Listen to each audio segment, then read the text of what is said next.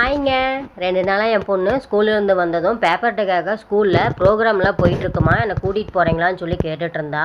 First day எனக்கு வீட்டில் கொஞ்சம் ஒர்க் இருந்தனால என்னால் போக முடியல. 2வது நாள் ஸ்கூல்லேருந்து வந்ததும் நேற்று தான் என்னை கூட்டிகிட்டு போகல, இன்றைக்கி ஆகஸ்ட் 1 இன்றைக்கி தான் கடைசி ப்ரோக்ராம், என்னை கூட்டிகிட்டு போகிறீங்களா அப்படின்னு சொல்லி கேட்டா.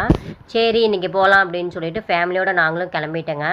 அங்கே போய் பார்த்தா இப்போ ஸ்டூடெண்ட்ஸ் எல்லாம் அவங்க கையால் செஞ்ச பேப்பர் ஒர்க் கலெக்ஷன் எல்லாமே அங்கே வச்சுருந்தாங்க. ஒவ்வொரு கலெக்ஷனும் அவ்வளோ சூப்பராக இருந்துச்சு. இது எல்லாமே ஸ்டூடெண்ட்ஸ் அவங்க கையால் செஞ்சதுங்க. இது எல்லாமே பேப்பரால் மட்டும்தான் செஞ்சுருக்காங்க. இதில் வந்து ட்ரீ, ஹவுஸு, ஏகப்பட்ட இது நிறைய செஞ்சுருந்தாங்க. அது மட்டும் இல்லாமல் பேப்பர் டேக்காக ஸ்கூலில் வந்து இது வந்து ஒரு காம்படிஷனாகவும் வச்சுருந்தாங்க. அதில் வின் பண்ண ஸ்டூடெண்ட்ஸுக்கு இன்றைக்கி வந்து ப்ரைஸு கொடுக்குறதா சொல்லிகிட்டு இருந்தாங்க. டான்ஸ் ப்ரோக்ராமும் இருந்துச்சு. இன்றைக்கி வந்து ரொம்ப லேட் ஆகி போச்சு. செலியாவும் ரொம்ப அழுந்துகிட்டே இருந்தான், தூக்கம் வந்துருச்சு. சரின்னு சொல்லிட்டு நாங்களும் வீட்டுக்கு கிளம்பிட்டோம்.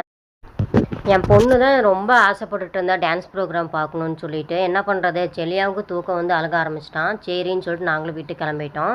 அப்புறம் அங்கே ஃபோட்டோ எடுக்கிற மாதிரி தீம்லாம் செட் பண்ணியிருந்தாங்க. அங்கேயே ஃபோட்டோ எடுத்துகிட்டு நாங்களும் வீட்டுக்கு கிளம்பிட்டோம்.